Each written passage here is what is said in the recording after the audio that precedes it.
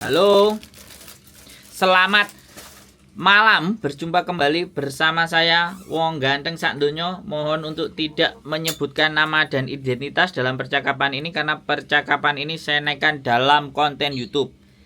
Bagaimana ini? Iya, Mas. Mbak E. Assalamualaikum, Mas. Waalaikumsalam warahmatullahi wabarakatuh. Maaf nih, Mas, mengganggu waktunya. Nggak apa-apa, gimana Mbak? Iya, Mas, gini loh, Mas. Aku kan, ini kan jobku kan jaga nenek. Siap. Terus satu rumah sama nenek itu ada anaknya nenek itu yang ragil itu orangnya itu idiot campur setengah gila atau setengah apa itu, Mas, ya Allah. Terus? Dan nenek itu kan sudah jalannya kan sudah nggak sehat. Terus yang idiot itu kalau ngamuk-ngamuk itu, ya Allah, jangan minta ampun, Mas. Itu semua barang itu apa yang di depannya itu dibalang, dibanting. Itu, Mas, tiap ngamuk itu aku itu nggak ada pilihan, Mas. Pasti aku nggak kuat di dalam rumah itu, aku terus pasti keluar rumah aku. Nenek itu posisinya kan jalannya nggak sehat. Dia kalau nggak waktu kencing atau BAB itu dia itu nggak Gerak. nggak gerak dari kursi, ya. Terus? Jadi posisiku jaga nenek. Tapi kalau waktu yang idiot itu kumat itu ngamuk-ngamuk itu aku di dalam rumah itu sangat bahaya loh, Mas. Aku pernah loh dipukul kepala aku, terus itu pel-pelan itu di suamberne itu, botol hoya itu sampai dibanting, pisau-pisau itu kalau aku lagi di dapur itu pokok apa yang di depannya itu dibalang dibanting. Gitu. Siap. Iya. Siap. Itu posisinya, Mas, kalau aku jaga nenek terus di dalam rumah kalau dia ngamuk bahaya itu, aku kalau keluar itu sewaktu aku di luar rumah itu kalau neneknya jatuh atau apa itu aku kena. Itu bisa terkena masalah atau enggak. Betul. Terus. Iya, terus tapi di sisi lain majikanku yang gaji itu kan nggak serumah. Dia itu aku kalau keluar itu pasti minta izin, itu diperbolehkan. Aku disuruh menenangkan hati di luar, suruh beli makanan atau apa, pokoknya sampai hatiku lilih tenang gitu baru boleh masuk rumah. Neneknya nggak apa-apa ditinggalin, tapi pikiranku itu kayak nggak tenang gitu loh, Mas, kalau di luar rumah itu. Makanya, Mas, posisiku itu kalau sebenarnya aku mulai dari habis potongan itu sudah nggak kuat. Katanya agent itu data kan masih dikunci, kalau baru dari Indo kan harus dapat setahun lebih.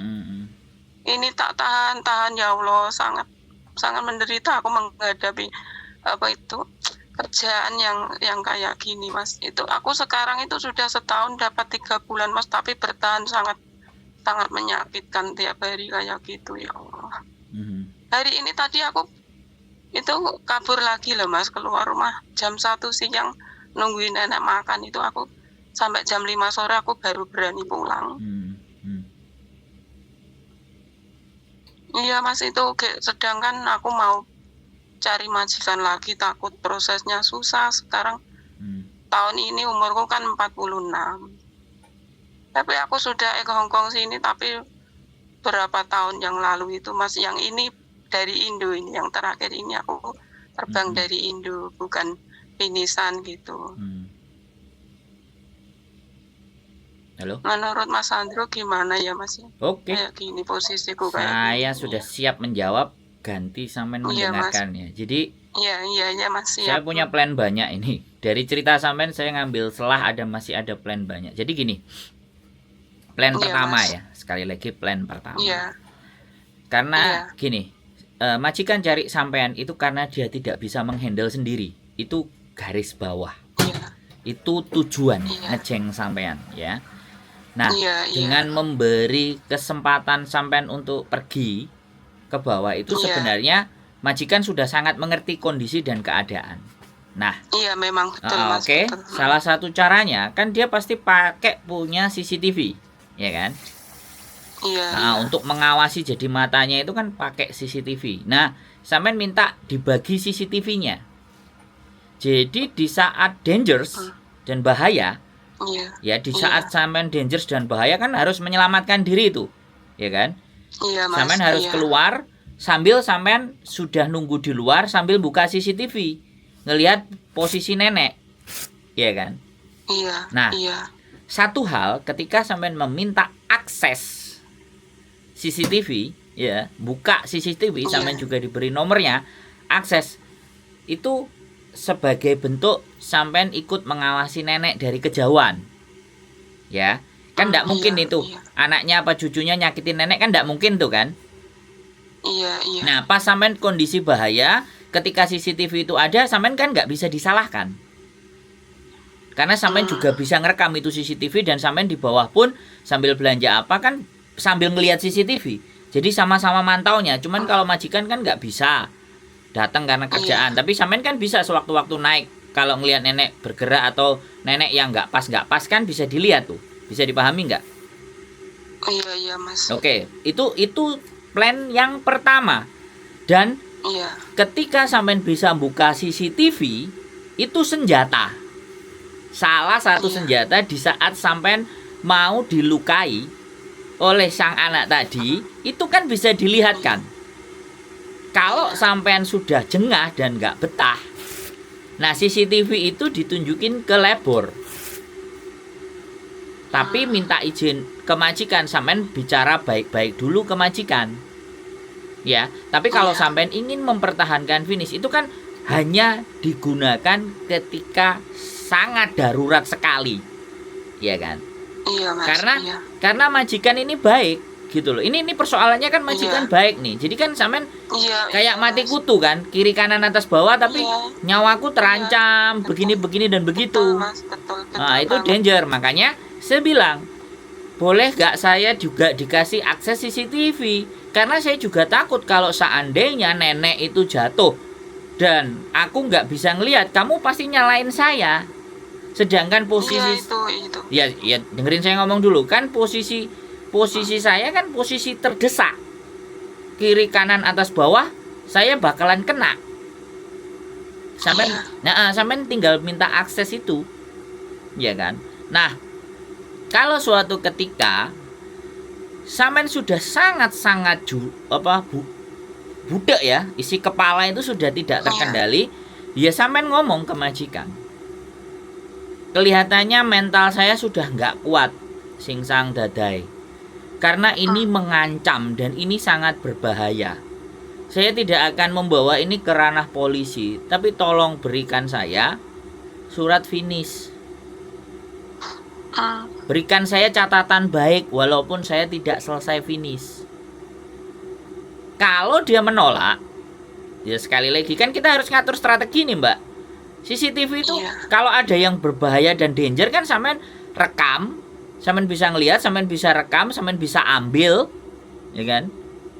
Adegan yang melempar dan semuanya kan bahaya tuh. CCTV kan oke, sampean begitu turun langsung buka itu kan, ya. Tapi kan kita nggak bisa, entah apapun caranya, sampean bisa buka putar dari awal sampai belakang itu direkam. Jadi itu kalau sampean tidak bisa negosiasi dengan majikan untuk memberikan catatan baik, itu yang kita serahkan ke labor. Atau itu juga bisa ditunjukin ke KJRI. Jadi jangan diberikan kepada siapapun, ya kan? Jadi disimpan sampean sendiri untuk apabila sampean sudah mentok. Itu solusi yang pertama. Solusi yang kedua, sampean sudah lewat dari 1 tahun. Ya sudah, kunci mengunci itu sudah selesai. Sudah nggak ada. Sudah bisa kalau mau proses lagi. Cuman break pulang Indonesia dulu. Karena ini yang diserang adalah mental dan ini membahayakan. Ini kalau sampean lapor ke polisi, sampean langsung diamankan. Dalam artian sampean sudah tidak boleh tinggal di situ lagi pastinya. Dan itu langkah yang bagus. itu langkah yang benar, bahwa ketika Benar. sampean akan kerja di situ itu udah mengancam keselamatan, itu sampean sudah dibebas tugaskan. Bisa Benar banget, Mas. cuman sampean Bentar ya, Mas, aku sebentar ngomong sedikit lagi ya. sebentar aku ngomong belum selesai. Iya, Kan iya. kita ngomongnya gantian. Iya, Mas. Nah, ya kan, aku ngerti. Iya, Mas. Makanya Iya, kan iya. saya bilang muntahin semuanya baru saya, karena saya dari cerita sampean saya bisa melihat celah, cuman ini tinggal hatine sampean ini tatak apa enggak gitu loh. Wes, silakan sampean selanjutnya. Aku belum selesai padahal. Silakan. Iya, Mas, bentar ya, tak potong bentar. Gini, Mas, dari kejadian demi kejadian dari awal itu, tetangga depan rumah samping itu kan kebetulan kan ada singsang nggak kerja. Dia tiap hari di rumah. Terus ada depan rumahku itu nenek masih sehat, umur 78 dia sendiri di rumah depanku pas itu. Kejadian itu nenek sama singsang sebelah rumahku itu, dia pasti tahu, Mas. Dia langsung keluar. Aku setiap teriak-teriak komeng aku keluar itu. Dia itu kan, itu yang idiot itu kan lari keluar, buntutin aku toh. Aku sampai itu kaosku diseret gitu singsang depan rumah itu. Dia tahu, malah pernah mukul kepalaku. Dia sebenarnya nggak tega. Dia mau bantu aku melaporkan polisi waktu itu. Tapi aku waktu itu belum pegang uang. Aku takut, Mas. Aku takut masalah itu jadi panjang gitu. Aku biarlah singsang, aku tak tahan dulu, jangan lapor polisi dulu. Dia itu sebenarnya pengen bantu. Dia kasihan banget sama aku. Oke. Sebenarnya mereka itu bisa jadi bukti singsang. Ya oke Mas. Jadi gini Mbak, kalau sudah mentok ya sudah, lepaskan. Sudah. Kalau tidak ada diskusi dan sampean tidak ingin diperpanjang, kan sampean tanya menurut sampean tadi piye, kan itu. Saya ada dua option. Ya, option yang pertama seperti itu, karena kalau sampean akan melaporkan dan anak itu ternyata terdata kena gangguan mental, dalam persidangan dan kasus apapun kita akan kalah tetap. Walaupun ada bukti pengeroyokan, kekerasan. Sebenarnya sekali lagi pada saat ada bukti itu, kemudian sampean telepon polisi, kemudian saksinya ada di depan, itu kelar. Sampean masih bisa cari majikan lagi. Iya, Mas. Iya, tapi karena sekali lagi sampean butuh duit. Karena gini, nyawa di Hongkong itu berharga, Mbak. Jadi kalau sampean ceritanya seperti itu dan di depan rumah mau memberikan kesaksian, ya sebenarnya nggak ada masalah. Cuman ini kan persoalannya sampean baik sama Dadai sama singsangnya. Kalau baik artinya kan semuanya bisa didiskusikan. Tapi karena sampean butuh duit, ya piye aku terusan ngomongnya. Nah kalau sekarang udah mentok dan sampean sudah 1 tahun lebih 3 bulan, ya sudah, nggak apa-apa. Mau break silahkan, mau melaporkan silahkan, mau bicara baik-baik ke majikan juga boleh. Intinya udah, hatiku udah nggak kuat, nggak sampai, dan aku nggak mau mati sia-sia. Kalau ataupun nggak mati, aku kena trauma, aku kena depresi, aku kena stres. Karena trauma ketakutan yang berlebihan, dan itu membahayakan psikologi saya. Sampean ngomong baik-baik itu sama Dadai dan singsangnya. Aku kalau mikir duit aja, lama-lama aku juga ikut gila. Dan setelah nanti sampean keluar, sampean ingat-ingat majikan itu. Nama, alamat, semuanya. Tujuannya apa? Sampean laporkan ke KJRI, jangan sampai ada atas nama majikan itu untuk jaga, karena akan mengalami hal yang sama seperti sampean. Ya untung kan tidak mati. Jadi sampean menyelamatkan jiwa-jiwa berikutnya yang akan datang ke situ. Ya, betul Mas. Ya, jangan bersedih ya Mbak. Iya Mbak, iya Mas. Ini tantangan hidup ya. Sekali lagi aku berbicara itu bagaimana kita kuat menghadapi segala bentuk persoalan. Iya kan? Bukan aku tidak berempati. Aku ngerti sampean setiap hari dihantui ketakutan yang besar, setiap hari kekhawatiran.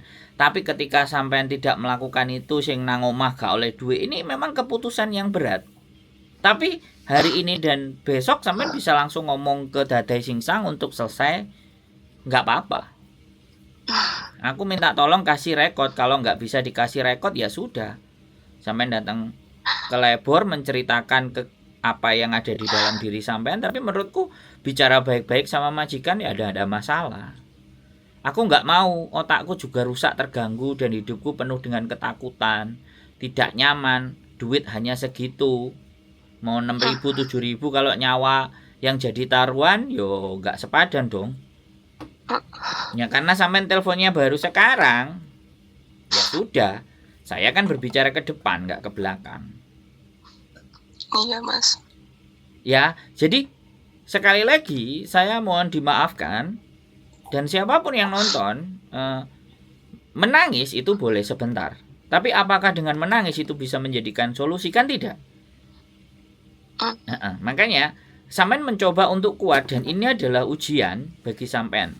Tinggal kalau sampean mau selesaikan, ya sudah, selesaikan.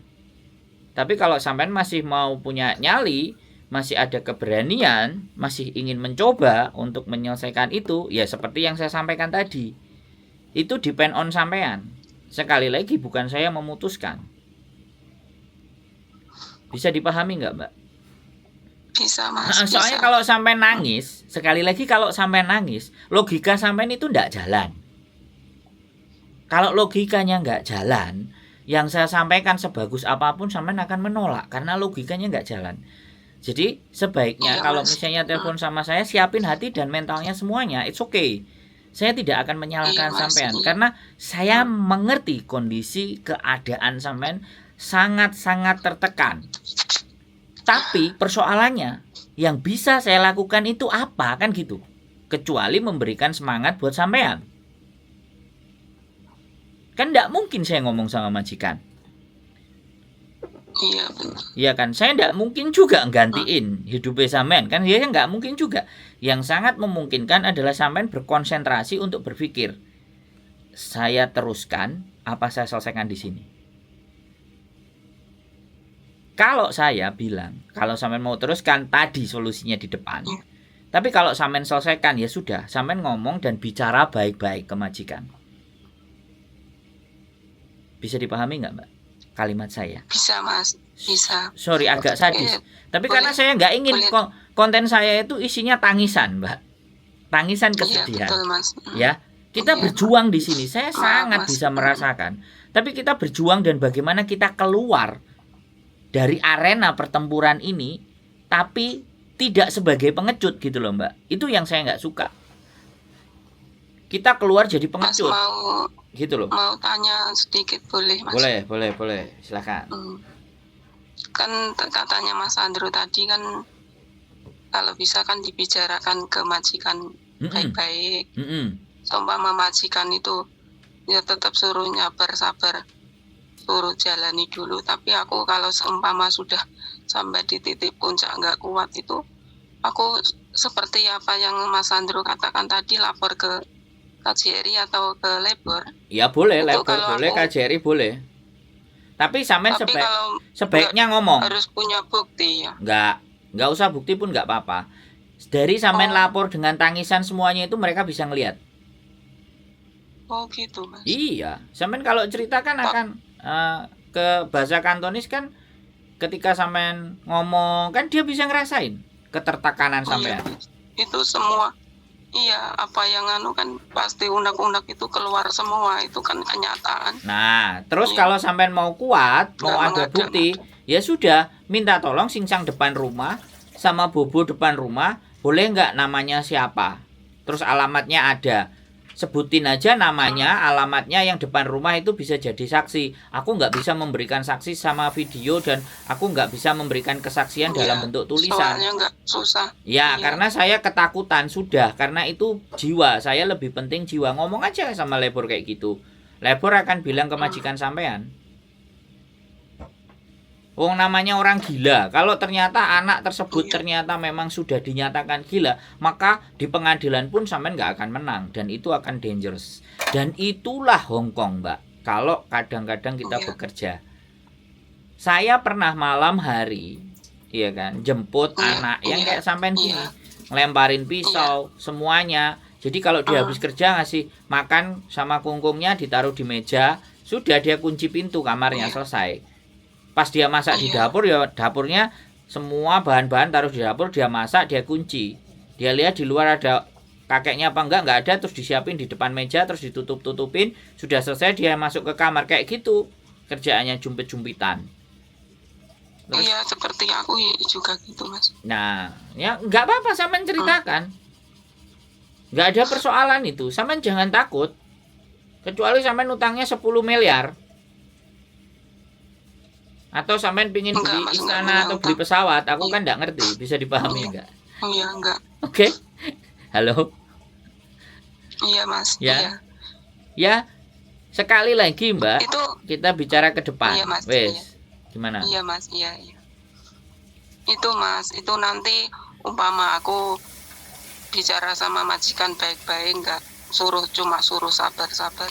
Tapi karena aku sudah nggak kuat terus lapor ke KJRI atau labor, itu nanti terus ditindaklanjutkan, aku bisa ganti majikan, harus pulang Indo lagi gitu, Mas. Apa nunggu bisa nunggu bisa di Hong Kong gitu.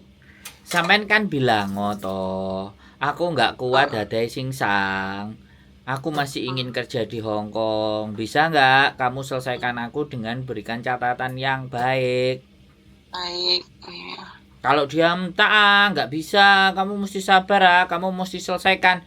Ya sudah, sampai nulis surat sendiri one man notice, atau hari itu juga keluar bayar 1 bulan gaji, atau sampai lapor, habis itu lapor ke labor. Setelah lapor ke labor ya biar labor yang ngecek, yang mutusin, yang ngabarin dengan pertimbangan. Nggak usah 2 hari 3 hari, sampai follow up lagi ke labor bagaimana labor tentang kasus saya. Kalau labor juga nggak ngasih, ya sudah one man notice, kelar. One man notice atau sampean mau keluar, itu bebas, pilihan sampean yang mana. Karena saya benar-benar merasakan tekanan dan depresi serta ketakutan yang luar biasa. Tapi 1 tahun Mas. 3 bulan itu istimewa menurut saya. Iya. Nggak usah mati-matian. Ya. nggak usah takut nggak dapat majikan. Buat saya, selama sampean punya catatan yang baik, yang benar, yang luar biasa, dan labor mencatatkan itu untuk memberikan rekod, ya sampean tinggal ngomong. Nanti kalau ke KJRI sampean bisa ngomong, ke labor sampean juga bisa ngomong, saya masih ingin mencari majikan lagi, saya masih butuh pekerjaan di Hong Kong, bisa nggak saya dikasih rekomendasi agar saya nanti di imigrasi ketika proses baik-baik saja. Makanya kan lapisan pertama adalah minta rekomendasi baik dari majikan. Itu lapisan pertama. Ketika majikan nggak bisa ngasih, ya sudah labor itu sudah final. Sampai di labor itu sudah final, keputusan final yang akan diputuskan sama labor dalam kasusnya sampean. Ini benar-benar miris. Nah, ini saya juga senang ketika sampean telepon ke saya, dalam artian saya akan mencegah seseorang itu terjadi depresi, bahkan bunuh diri. Kan bisa kayak gini, Mbak. Yang nggak tahan-tahan kayak gini, terus di rumah nggak ada duit, di rumah serba gini serba gitu. Aku mulai yo gak iso apa-apa, nang kene dadi koyo ngene wis aku tak mati ae. Lah itu kan dangerous. Iya. Kan kalau orang sudah depresinya sangat tinggi sekali kan, coba kemana? Frustasi kan? Nah, frustasi ini kan macam-macam. Kayak kasus cerita yang di Satin kemarin, Satin atau Maunsan, aku nggak ngerti. Anaknya diem aja, nggak ngomong kemana-mana, tahu-tahu lompat dari lantai gak jelas. Makanya kan tujuannya di konten ini supaya itu gitu loh. Untold story namanya, untold story. Jadi kisah-kisah dan cerita-cerita yang tidak terkuak. Ini kenapa saya semangat gitu loh. Saya bukan marah ya, Mbak. Ini saya semangat. Iya, Mas. Iya. Saya aku malah seneng, Mas. Ini transfer gitu loh. Transfer kekuatan dengan cara yang seperti ini gitu loh. Karena aku bukan pertapa semedi yang puluhan tahun sehingga bisa mentransfer energi. Nah, makanya dengan sampean telepon ini kan, dengan saya ngomong itu memasukkan sesuatu biar sampean kuat dan tahu bagaimana menghadapi. Karena orang kalau sudah takut, orang sudah khawatir, orang sudah depresi, tekanan yang sangat tinggi, itu bisa membabi buta dan itu berbahaya.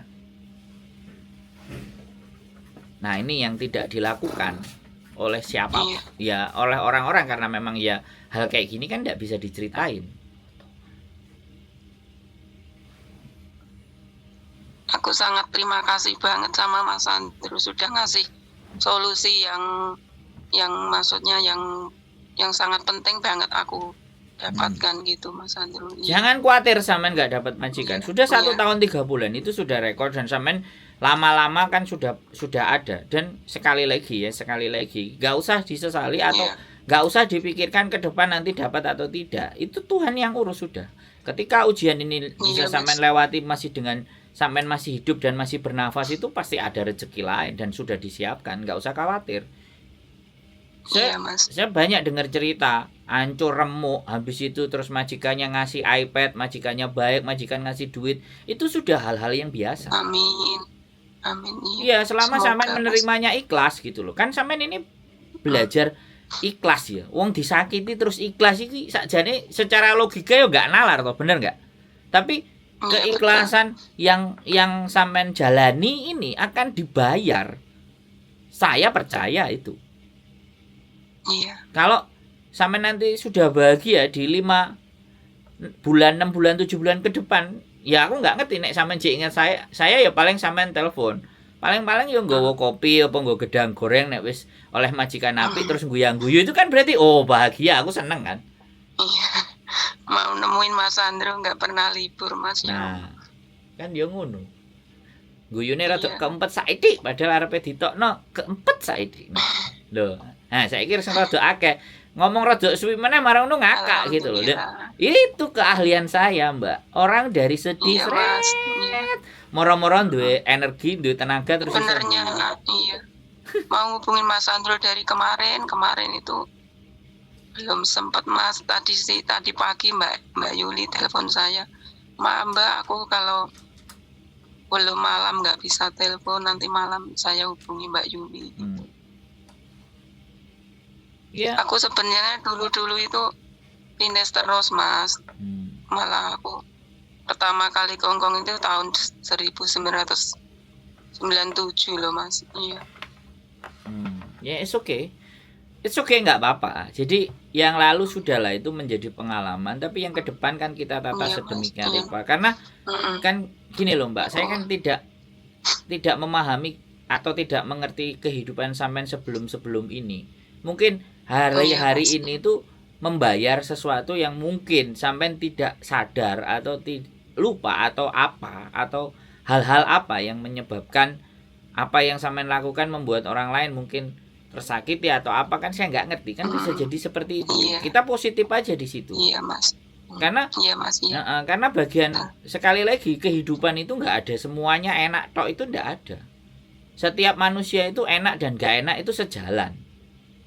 Tinggal di mana, tinggal di mana kita itu berpikir bahwa enak nggak enak itu ya inilah kehidupan yang saya harus hadapi. Makanya kenapa ngomong itu simple kan, diterima dengan ikhlas.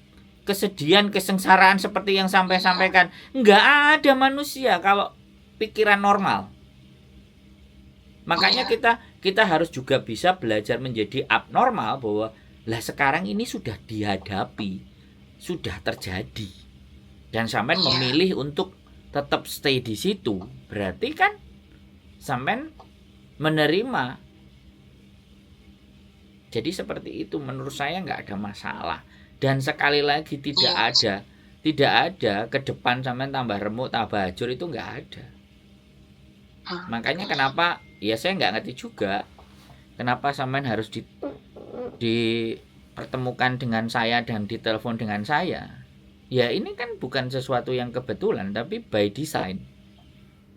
Iya Mas, iya.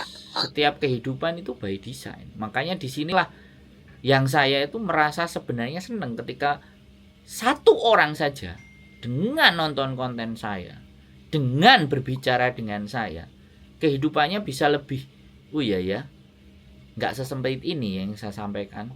Oh, yang saya alami ya nggak susah banget ya. Oh, caranya dengan begini dan begitu ya. Itu kan artinya bisa keluar dari keadaan.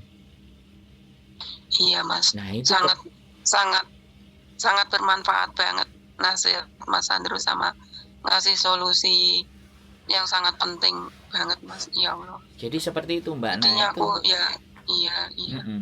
ya sudah sampean punya gambaran kan harus seperti apa dan harus bagaimana memutuskan kan, pasti sudah bisa memahami kan. Iya udah paham banget Mas aku. Siap. Nanti apa yang Mas Andrew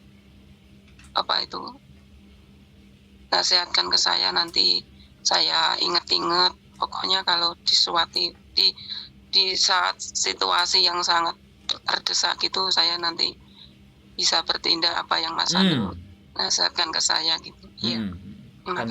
Makasih banyak ya Mas ya. Sehat selalu ya, tetap semangat ya. Iya. Pasti bisa. Amin. Pasti terlewati ini sama Insya sampean. Allah. Ya. Amin. Oke. Semoga Mas. Ye. Makasih Mas Andrew. Sehat selalu Mbak matur sembah nuwun. Amin. Assalamualaikum. Waalaikumsalam warahmatullahi wabarakatuh.